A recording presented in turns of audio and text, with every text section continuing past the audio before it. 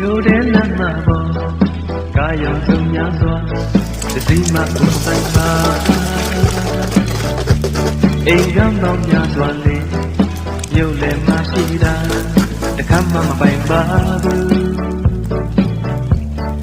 မိန်းကလေးတွေတကယ်ကိုများ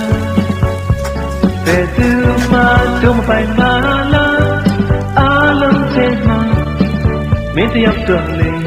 ဘုဒ္ဓပိုင်ဆိုင်ပြစေပိုင်ရှိမရှိသေးတဲ့သူလေးရဲ့ပိုင်ရှိကိုဖြစ်လိုက်ချင်ပါလေဒီကဘာမြေတဲ့မှာရှိတဲ့ညတဲ့တခုပဲမင်းကိုမြဲတမ်းပိုင်ခြင်းတဲ့ဒီကဘာကြီးတဲ့မှာရှိတဲ့ညတဲ့တယောက်တည်းတို့လိုရှိတာ